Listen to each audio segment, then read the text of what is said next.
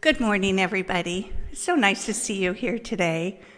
If anybody's new with us today, we'd like to welcome you to grab a welcome packet back there on the back wall. And if you'd like a tour of the grounds, one of us would be great. It would be great for us to want for. Let me start again. We would love to show you our property.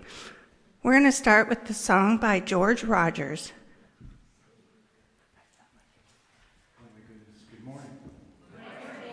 So the theme is about feeling good, so that's why I did that particular song. But when I heard that, I was a little worried that I wouldn't be able to come up with anything, but the internet magically came through for me. Someone sent me a picture of a smiling donkey,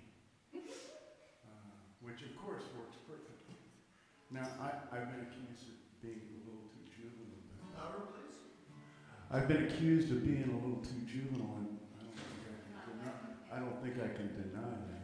But so this is the song. Now, if you know it in a round, we could do it 3 times. But sweetly sings the donkey at the break of day. If you do not feed him, this is what he'll say. Hee-haw, hee-haw, hee-haw, hee-haw, hee-haw. I've always loved donkeys, so that's what it could be. All right.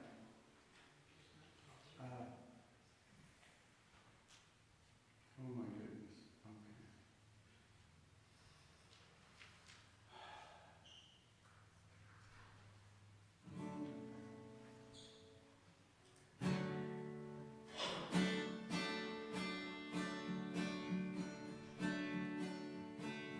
So how is it that we come here, spin around the sun, watch all of this life going by? Like a pup with his head out the window, we don't want to miss a thing. We've all been taken out here for a ride. This is the chorus.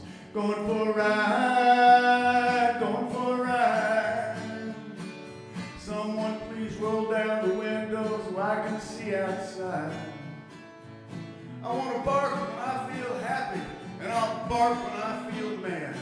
You might not think I got a lot to say, but it's the only words I have. Going for a ride.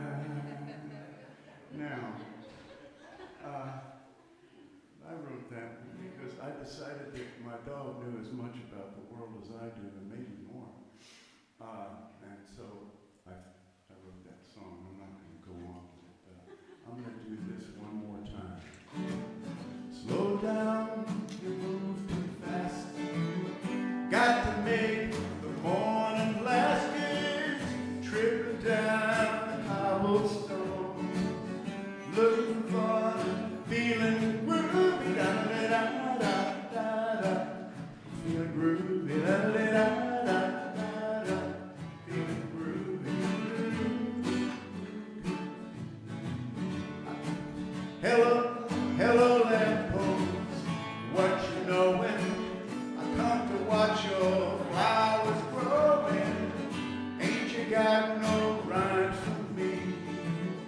Do-do-do-do, feeling groovy, da-da-da-da-da-da, feeling groovy, da-da-da-da-da-da, feeling groovy. Got no deeds to do, no promises to keep.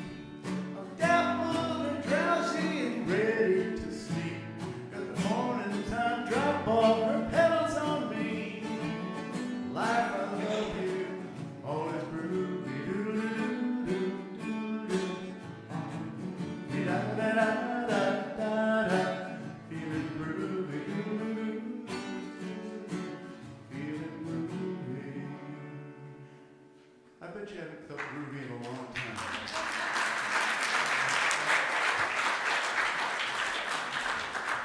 Thank you, George. I'm Christy Carr. I'm your practitioner for the day, and I want to welcome you to the Center for Spiritual Living, where we inspire and empower people to live spiritually fulfilling lives. The practitioners in service are available today after the service, and we'll meet you by the bell for prayer service if you are in need of that. Let's turn and wave to the camera, and at the same time, we'll have the children come to the stage.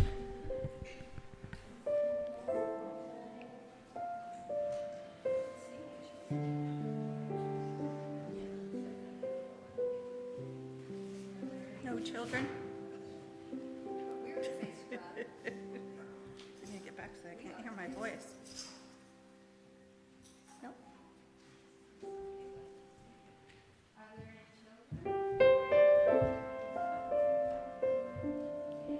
So, no kids today. I think this is only the second time in all the time I've been teaching that that's happened, but you know, sunshine, I'm not sure. But I do want to say that, you know, no kids or one kid or two kids, you know, we all have to be here. The staff has to be here. And sometimes, I mean, there was one weekend when I was in Texas and everybody else got sick, and so I was struggling to find subs and people who would help out, but so many of you stepped up, especially that weekend.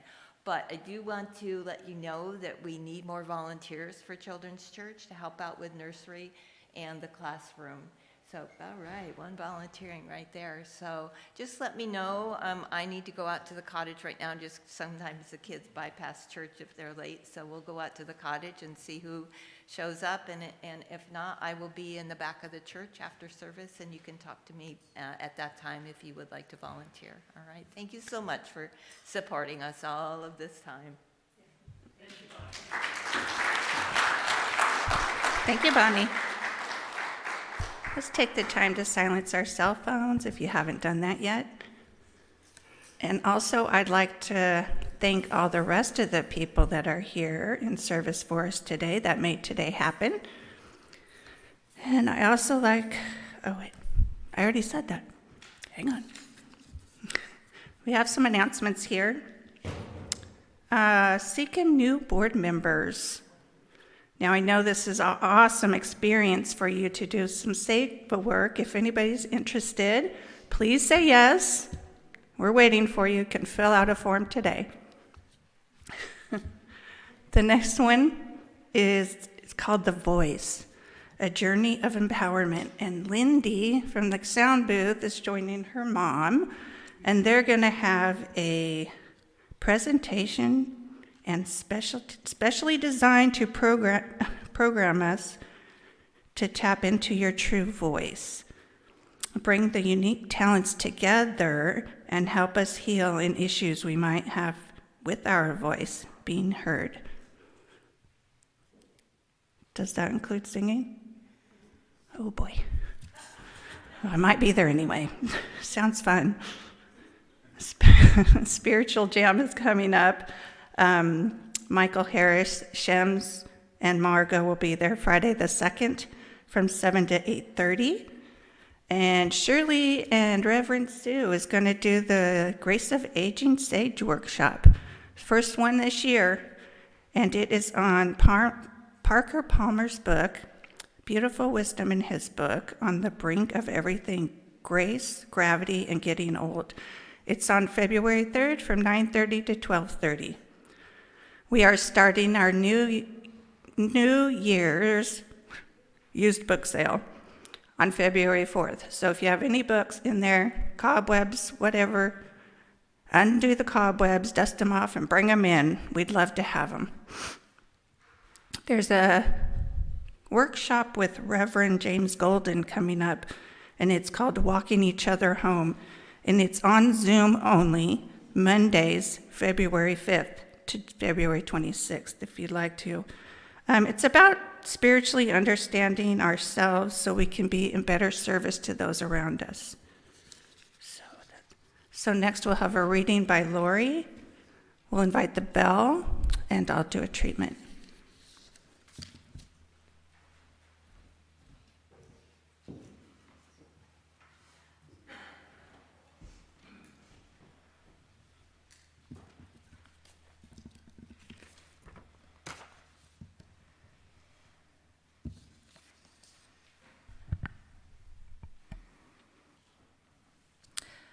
The reading that Reverend Sue chose today is How Do We Listen to All That Is Not Said by Mark Nepo. Mark was responding to an inquiry from two medical students at a conference when one asked him, "How do you listen to a patient who doesn't want to talk?" In reflection, it drew Mark back to a time when I was strolling through Santa Monica. After a while, I landed in a street-side cafe where I watched the wealthy walk by the homeless, neither acknowledging the other, as if I were watching an overlay of people from different times inhabit the same street. Except this, of course, was the same reality. I actually saw a well-groomed man in perfectly creased slacks and a satin shirt step over a homeless person sleeping near a store window so he could get a better look at a sweater. He stepped carefully over the unwashed man's belly, taking his sunglasses off in mid-straddle to catch the detail of the sweater's weave. The homeless man, used to being stepped over, didn't flinch or move. I stayed there quite a while. The sun came out and funneled into the alley across the street. There it revealed another unseen soul in a wheelchair, his head leaning against the wall. Through the light traffic, our eyes met. For 10 or 15 seconds, the world stopped and opened. Neither of us looked away.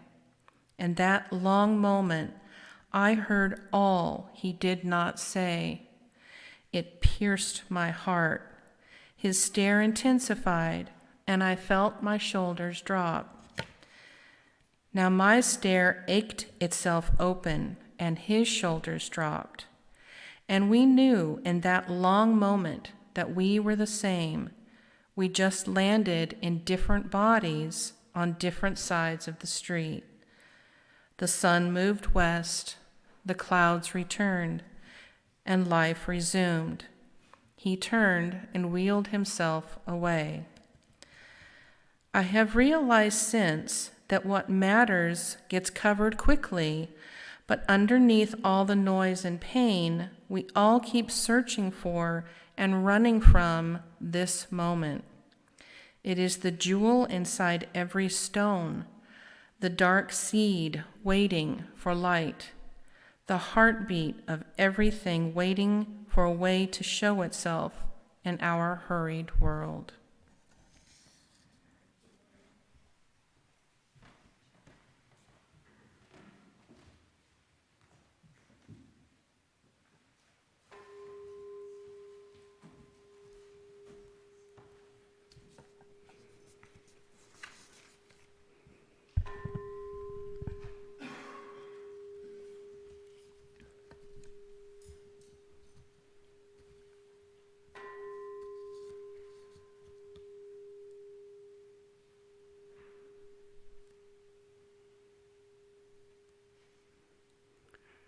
Please join with me in knowing as I begin in recognition of that which is greater than all things, that which lives and moves and has its being in all that is seen and not seen.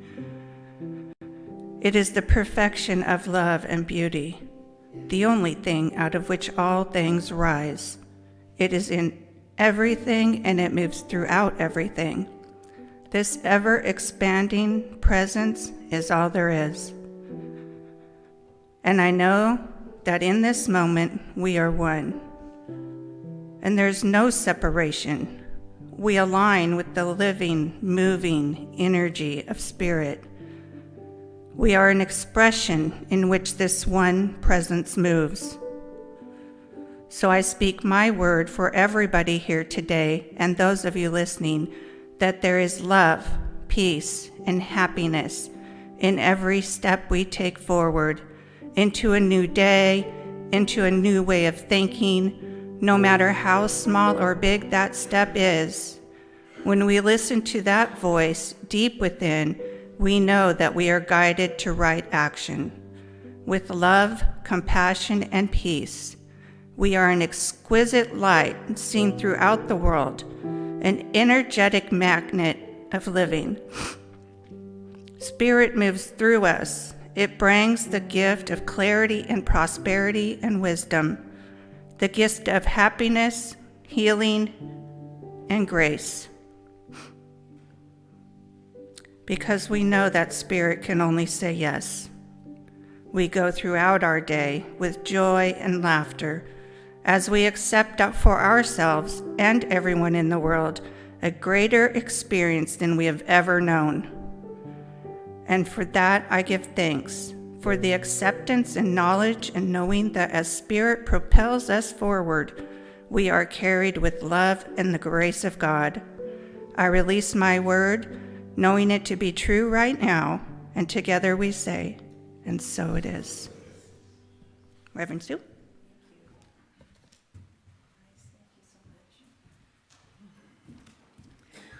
Good morning. So this topic today, if I appreciate George's sense of humor, if this first thing I'm going to read, if you think it's funny, I'd appreciate a whole chorus of hee-haws, okay? So we've been talking all month, focusing on the theme, a grand rising, and been looking at the 4 pivots. And I have been just really enjoying my read of this particular book, but I was just looking at the whole title. It's Reimagining Justice. And that really caught me this morning. I thought, reimagining justice. It's not just about reimagining our own way in the world, but reimagining justice too. So I realized as I just finished the book that it really helped me see another way to look at things that I struggle with personally. So feeling good is what we're going to speak to today. And so how else can I start this but then from a little story from Jerry Seinfeld? Okay? Hee-haw. Okay? Here's Jerry Seinfeld. We are so judgmental and critical. We all become such experts, like when we watch sporting events, watching the Olympics. I have no idea how it is humanly possible for a 14-year-old girl to run down a ramp, spring backwards off a wooden horse, and then do 4.5 flips. But if she does a little hop on the landing, we say, "Get her out of there." Or those guys who jump off a 5-story ramp into the water. They do 3 somersaults, 7 twists, then hit the water. And what do we all look for? The splash. If there is a splash, we say, "Get that bum out of the water." Now, I know if it was me making that jump, and if I survived, I'd come out of that water yelling, "I'm okay, I'm okay, I'm okay." A hee-haw? I just see Jerry Seinfeld, I'll call him Jerry. I can just see him telling that story. There's something about his delivery. But I have been that one, watching the Olympics, right? And we watch those moments, and we're going, bummer, they're going to lose some points because they did one of those. So it's interesting how we judge things in the world. Just a little slip up, and all of a sudden we're off on our high horse. So when I ask you now, are you living, I'm okay, after all of your issues or your landings? Or can we claim, I'm feeling good. So watch that in your own self as we walk down some of Sean Ginwright's wisdom today, because I'm going to share one more story of his that I was really pleased to see how it dovetailed with Science of Mind philosophy. So we come to this moment, all of us on this spiritual journey, just long enough to ask ourselves today, am I feeling good? Am I really feeling good about my life so far? Am I feeling good about all that's been going on? Is what I seem to fill my personal life experience with? Is it bringing me that soul satisfaction of peace and contentment? So where do I need to pivot to embrace a broader perspective of the areas in my life where I'm feeling that edge of discontent, anger, or resentment? I had a really sweet text from my son this morning, who is spending 3 months at Ananda, which is one of my favorite spiritual communities down by Nevada City. And one of the things when you're on the property of Ananda, which the word itself means bliss and joy, you feel the joy of all the people that live there. As a commune, as a community, they invest a lot of time in spiritual practice and community meals. And they care about their land, and they care about one another, and they live their talk. So there's a joy that permeates. There's a joy when you sit at the table and talk to them. And so my son has been there since the beginning of January, and he said, I'm not feeling the joy that they talk about. And he says, but I see it, but I'm not feeling it personally. So we talked a little bit about that. So without sharing a lot, he wrote me, "Hey, Mama, I felt the joy. I felt the joy. I was meditating extended periods, 3 hours one night and 3 hours the next day. And the men in the community decided to take a plunge into the cold pond that night." And he goes, the joy. The joy. And I sat there and I thought, how transforming, even witnessing my son's testimony to joy. And so sometimes we can be around others, right, that are feeling their joy, and we share that enthusiasm for them, but we kind of walk away going, I wish I felt that. I wish I felt that. That centered, that calm. So last week, as I come back to what we're talking about today, I spoke of truth, the idea of truth, speaking and telling your own personal truth. And as we look at the 4 pivots from Shan Jinrai, he reminds us we all need to pivot to deeper, more transformative ways to connect and belong. Now, you think about what you know about a pivot, as I return to that, just seeing it in your mind's eye. It's not just turning away from something. It's shifting with an intention, with a purpose, with an aim in mind. So I add, in order to feel good about our way in life without any of that nagging residue of doubt or blame or shame on others, we are truly called to pivot to a higher spiritual understanding of one another. And so here I see lies that beautiful divine quality. Joy is one of them, but freedom is another. To absolutely feel free, to remove our labels, to remove any sign of contempt for the other, and welcome the wisdom. And I've mentioned this before. Desmond Tutu brings this wisdom to us from Africa, but he talks about, this is the Bishop Desmond Tutu, it's the term, the wisdom of Ubuntu. Ubuntu, U-M-B-U-N-T-U, Ubuntu. I am because we are. We've often heard of the spiritual saying, I am. But to extend that with the spiritual wisdom, I am, and I know I am because we are. I can testify to how powerful that truth is. And he goes on to explain what this means, speaking to the very essence of being a human. My humanity, he says, is caught up, inextricably bound up in theirs. I am human because I belong, I participate, and I share, and it speaks to our humanness through our interdependence, our collective engagements, our service to one another. How do we care? How do we connect? What is our concern for the other? Now, it's really easy in the reading that Lori did, when you take a pause out and you take that reading and you think about the homeless on the street, would I ever step over another human being to look at a material object? And if I were the sleeping person, the human being underneath, would I wiggle, move, get out of the way? And it's just a moment of reflection, a moment in time. And I feel that it's just this unawareness that we all walk in, that we start to make what the other invisible if it's going to make us uncomfortable. So we can't talk about what we're talking about today, feeling good, unless we think about the whole of humanity.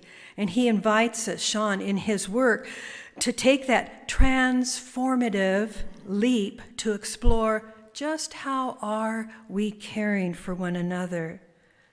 It's in this relationship, it's in those moments that we find the most challenging lessons of truth, of our own growth. And according to Sean, life is richer when we care, when we allow ourselves to be vulnerable, to love and be curious of what it means to connect to others, but also to yourself in that moment. Because it can't just be always looking outside. You have to really watch the physical nature of your own heart space. So I'm going to refer back to a powerful statement by the Reverend Martin Luther King Jr. I'm going to take it slowly because I read this so many times as it paused me to go deep into it. He says, and one of the great problems of history is that the concepts of love and power have usually been contrasted as opposites. Love and power as opposites, polar opposites. So that love is identified with the resignation of power, and power identified with the denial of love. What is needed is a realization that power without love is reckless and abusive, and that love without power is sentimental and anemic. Power at its best is love implementing the demands of justice. And justice at its best is the power correcting everything that stands against love. It is precisely this collision of immoral power with powerless morality which constitutes the major crisis of our time. Wow. Sometimes it's these moments where we spend with these legendary wise sages of our time and times before, of all the spiritual readings. When this used book sale comes along, boy, I suffer. I can't get rid of anything. I go through my books and I thought, I really never spent time with that author. I'm not ready to get rid of it because I haven't given him the time of day. So I can't let that go yet. The only thing I can let go of in a used book sale are some of the cheaper novels that I just try to escape into time and again that I've picked up at the other used sales. But it's important. It's important to take the time. Even just a quote in itself can take us into a deep pause of contemplation. So, in essence, we do get snarled in to the ideas of duality before we even know it.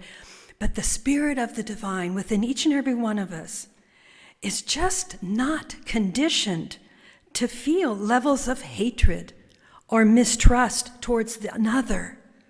See, we're not made that way. That's why it disturbs us. That's why things start clamping down, like garage doors just shutting down over the heart. Now, it's so important to witness this in your own self. It can happen so innocently. Last week, I was talking to somebody, and something he mentioned, I went, ooh, we're going to go into a dialogue where I might oppose what he's just about to say. I didn't even know what he was going to say yet, but I could feel this whoop. And then he spoke, because I stayed there. he spoke, and my heart that wall just melted. It just disappeared. I just wanted to lay my head against his chest and whimper. Because we listen to one another in those moments. But it's challenging because that wall, we might just go, okay, I can't even hear what he's saying right now because that wall, I just walled him off. And I know you all have some analogy that you can identify with where that happens inside of you, because it is something that causes us to suddenly wrestle with our soul. There's some free-floating angst that we can't quite seem to get rid of unless we act out on it. We do something with it. We express our anger around it, which is really masking something. We're masking it, something we're missing. If we could call them my beloved before me, not out loud. They don't need to know any sappy spiritual talk that you're finding yourself investing in order to cross and drop that barrier, to cross over heart to heart. Can we ever boldly admit that perhaps we really are desiring to see each other as sacred humans instead of looking at each other with disdain and disapproval and feeling less than? That's the root of our discontent with the other. We're trying to fix something right there in that moment, free floating. This isn't about giving up of who you are or what you value, or not about you having to come in agreement with someone, but rise above and take a bigger point of view. Now, in the 4 pivots, it's that take the bird's eye view, rise above, like the eagle, like a drone, right?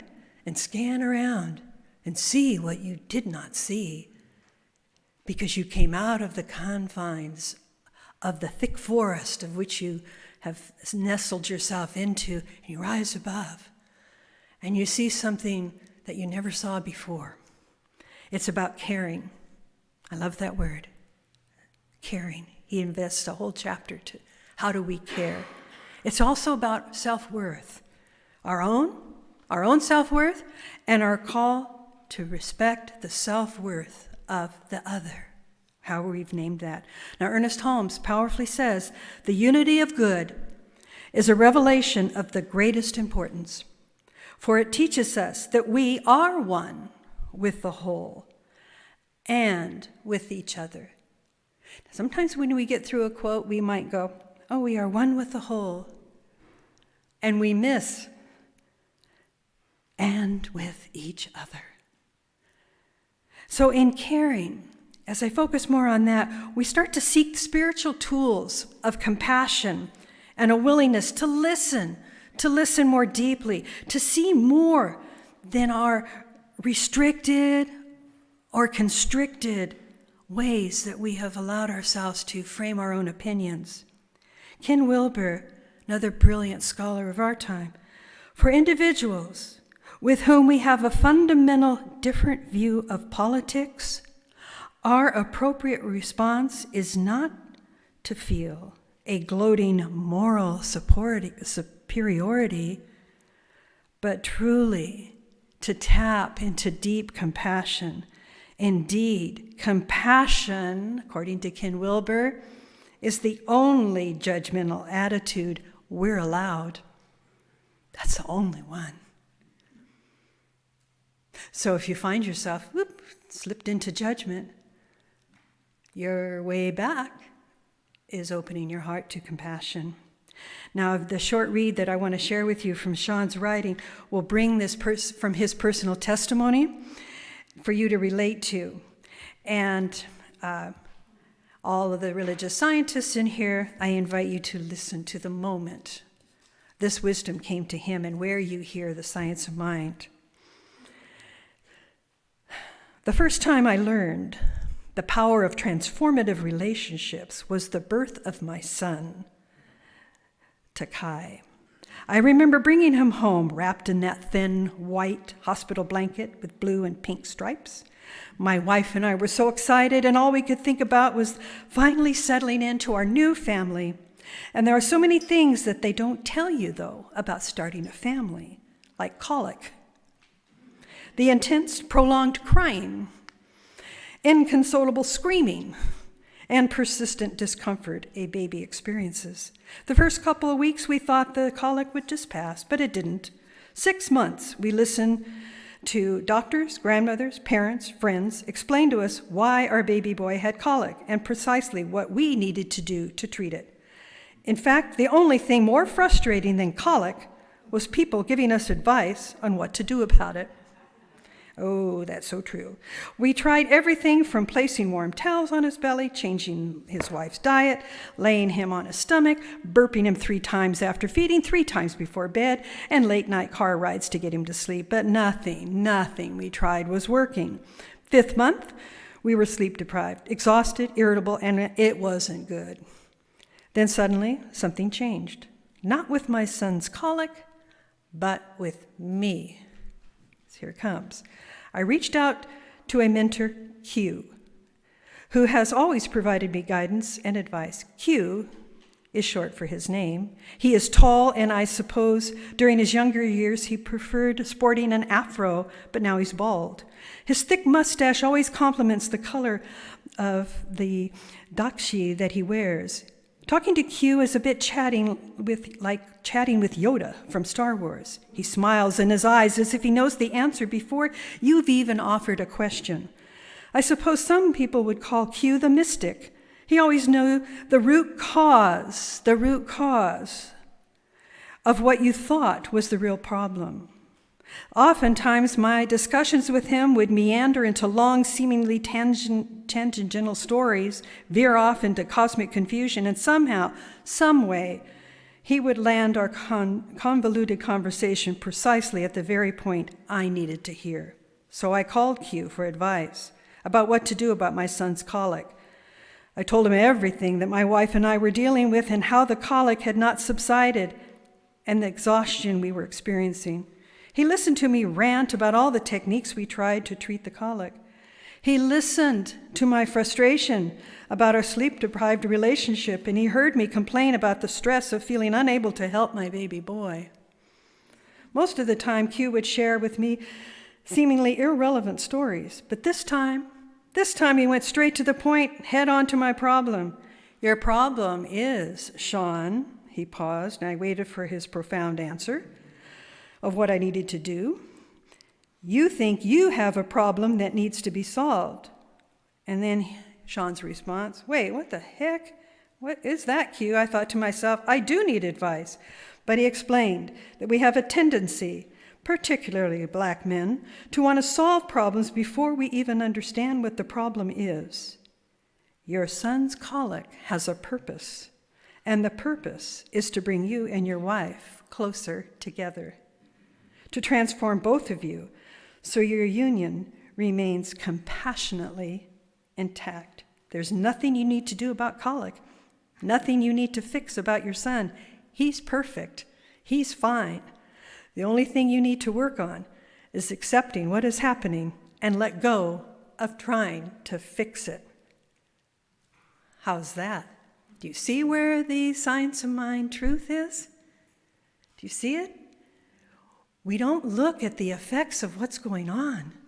We go to the root cause, and it usually lies within us. That's the important message here.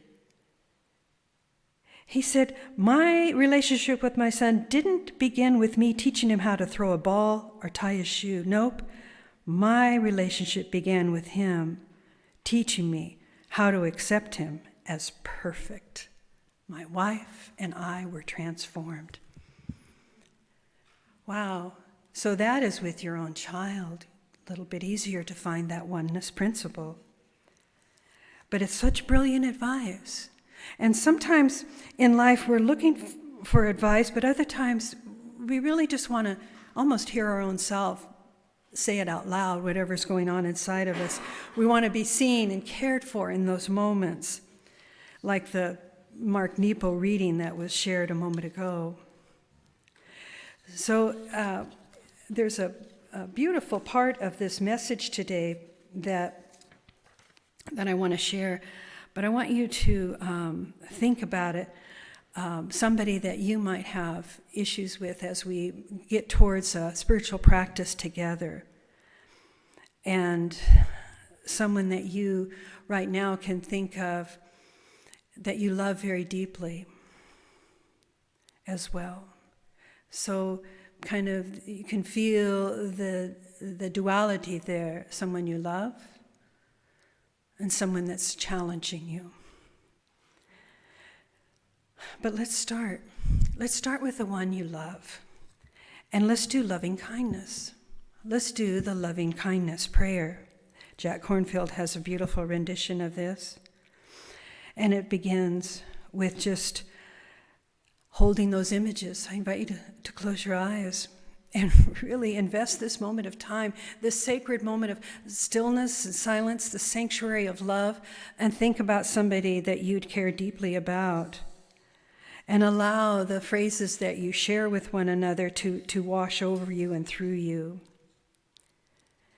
And so you see that person, and you say in your mind's eye and your heart field, may you be filled with loving kindness.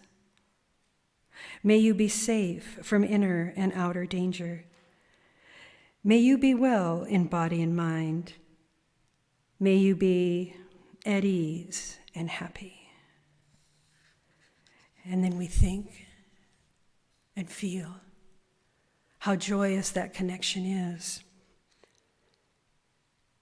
And then you feel the field of the heart space opening and your shoulders relaxing and the belly softening. This is what love is, this felt sense. And then you might think of somebody that's just maybe a friend far away. You care about them. You don't often think about them, but they come into your heart right now, into your mind. And you feel still very comfortable, very much at ease in this field of love. And you see them and you say, may you be filled with loving kindness. May you be saved from inner and outer danger. May you be well in body and mind. And may you be at ease and happy. And you take a breath, and it feels good. And then you move into maybe someone that you really have no feelings at all. You just feel maybe a recall of a clerk that served you, someone crossing a sidewalk that you kind of can recall in your mind's eye, a stranger. And you think for a moment, may you be filled with loving kindness. May you be safe from inner and outer danger. May you be well in body and mind, and may you be at ease and happy. And you feel good. You're feeling good. And then you bring in that archetype, that person, that character that you absolutely feel that you disagree with 100%.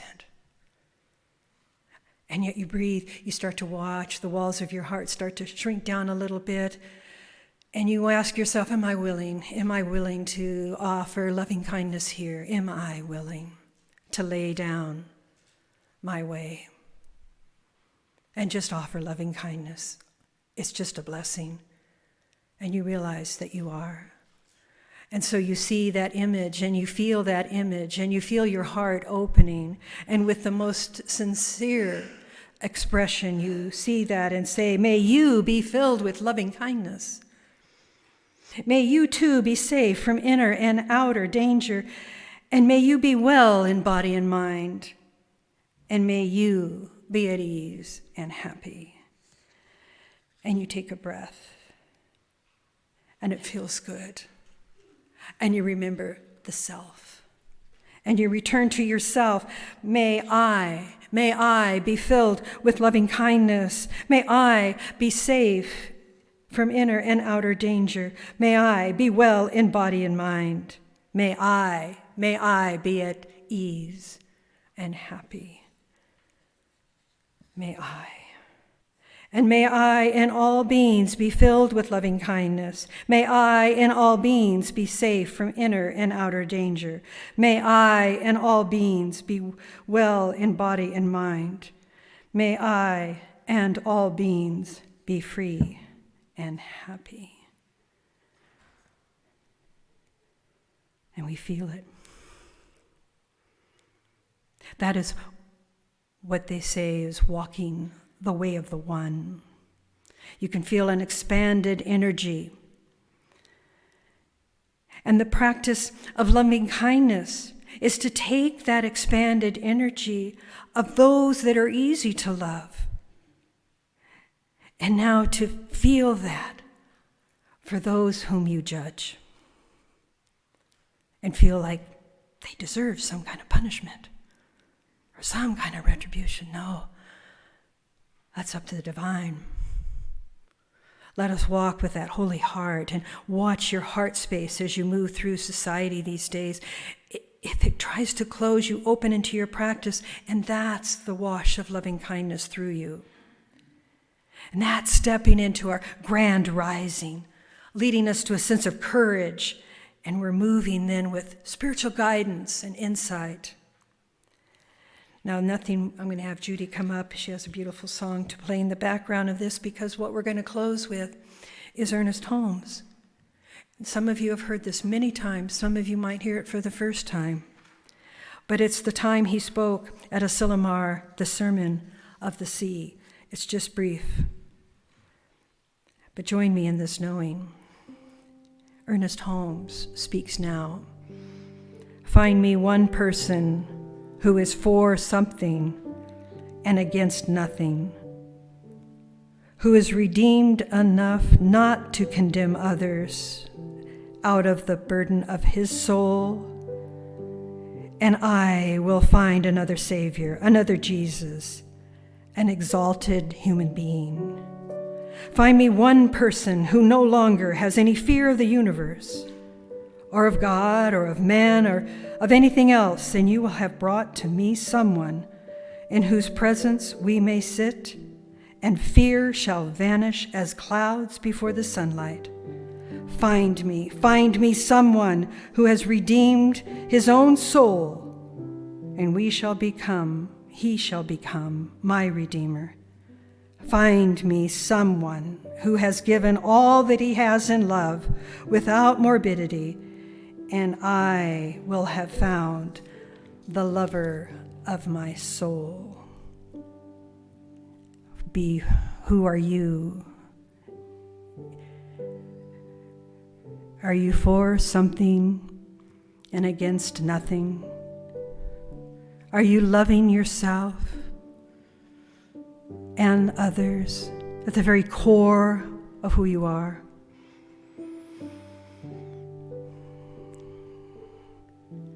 As we allow ourselves to feel the empowerment of what it means to really love the self and to wash our own being with loving kindness, and then what it means to reach out to another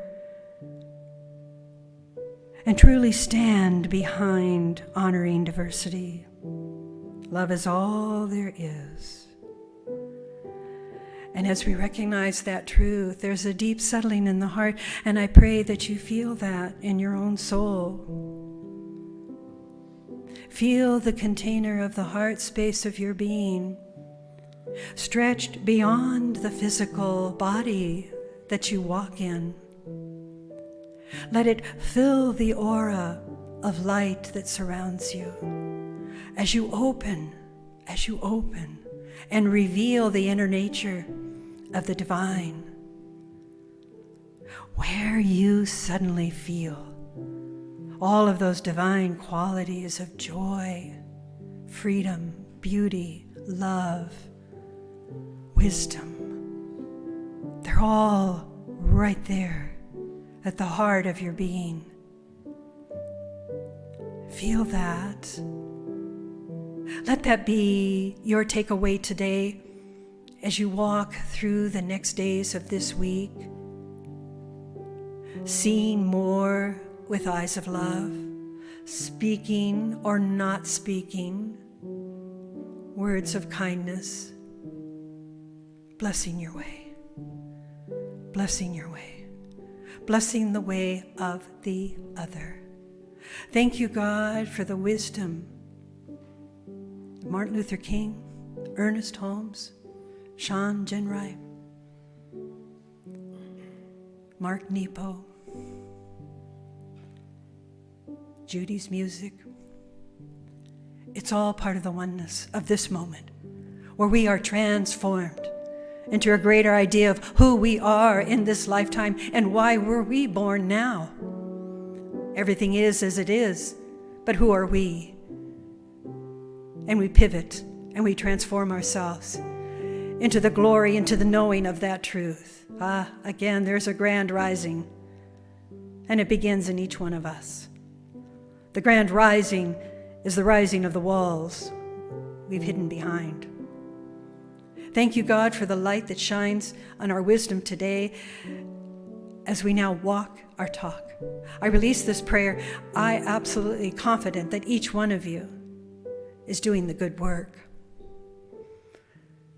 because we know that God is good all the time, all the time, all the time. God is good all the time. And so it is. Thank you. Thank you for listening. And George, thank you. Thank you.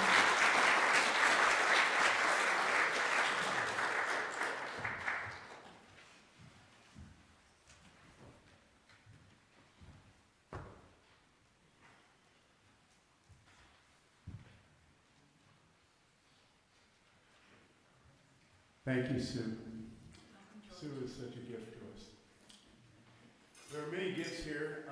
One of them, there are just so many people who do good things. I happened to go to an event, Speak Your Truth, that Shim's helps work on and develop, which is pretty wonderful. And what I found was that there are just wonderful poets and stuff and people that have something to offer. So it's good stuff if you care to go.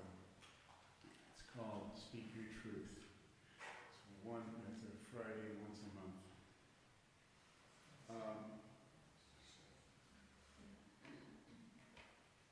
The first song was a folk song about the donkey. The second was by Paul Simon. This is by the Wailing Jennies, which I find a very funny title. If you know Wailing Jennies, it's kind of funny.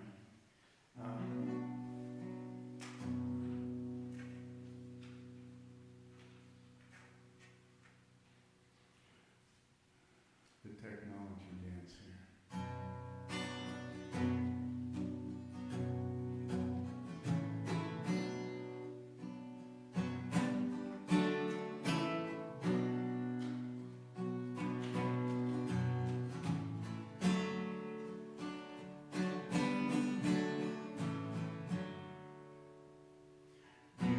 Taken by the wind, you have known the kiss of sorrow,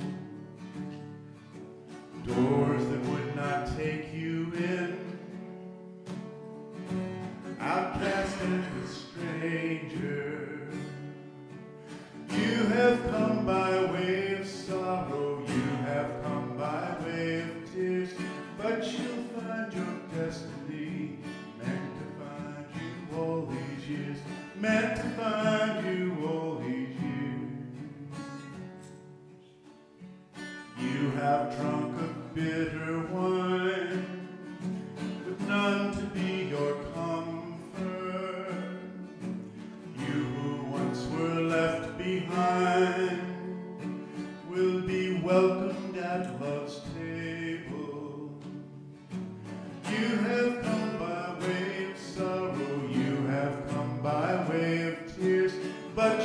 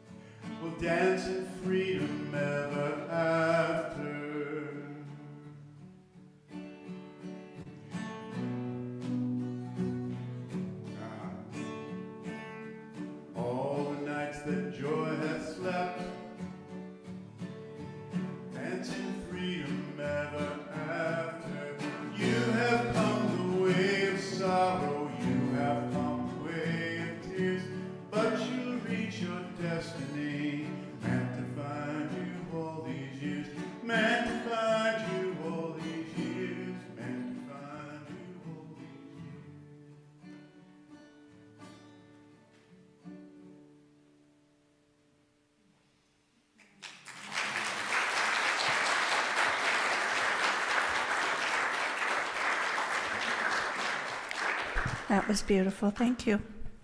Sue? That was amazing. Thank you. It hit me here. I'm not going to cry. Can I have the ushers come forward, please?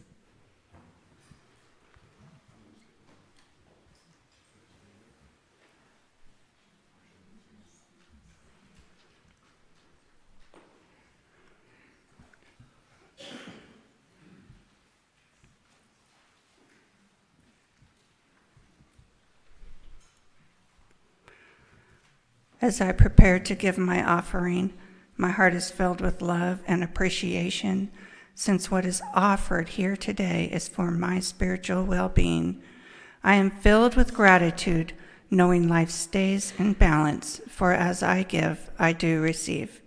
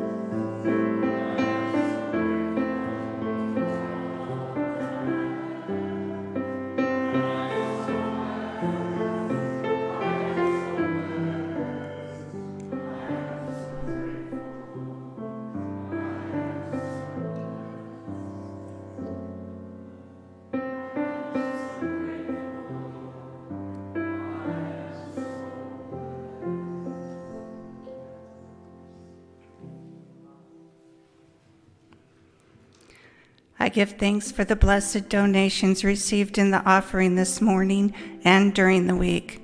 I know each dollar supports this spiritual family in many ways as we grow together, pray together, and give thanks for all this center has been blessed with today and always, and so it is.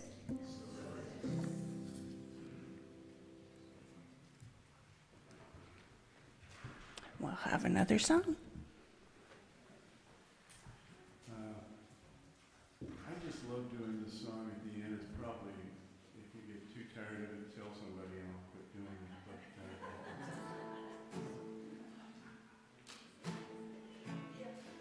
it's called Into the Morning.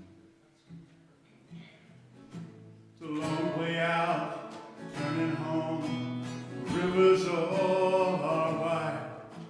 The path that you have found will carry you to the other side. And the voice that echoes in your heart tells you you must try. So you turn your steps once more into the morning. The morning where everything is new, to the morning where the light will shine for you. The morning where you try once more to be true. You turn your steps once more into the morning.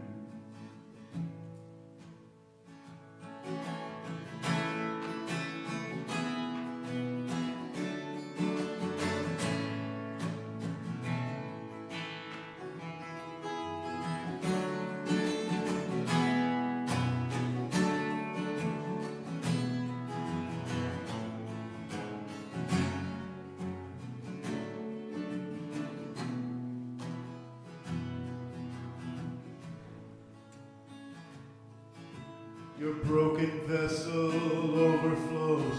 Your heart knows where you must go. You boasted of the strength you've shown, as if it were your own. Give credit now where credit's due. You've never been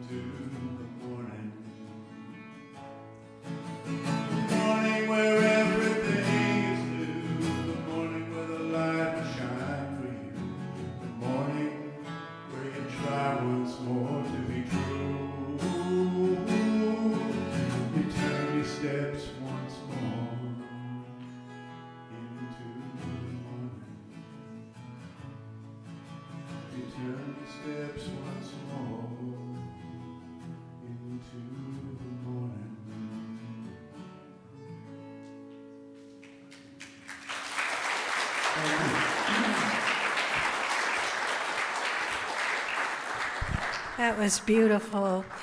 You know, I got butterflies in my stomach. Sometimes, you know, we build a community together, and it's like puzzle pieces, right? And it's like putting that puzzle together, and then somebody moves away. And so that puzzle piece feels lost for a long time.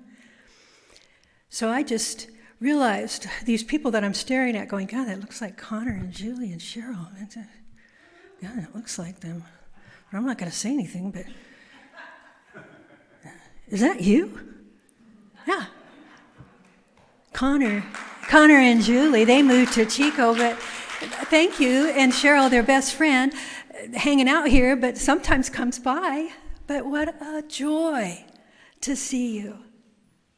It's like a puzzle piece came back. I know you're just here for the day. I won't put that on you. But last week, you guys did it to me too, you know, just suddenly. So that's the kind of stuff that I have to suppress up here. So God bless you all for showing up, right? Go enjoy the social hall today and enjoy each other's company.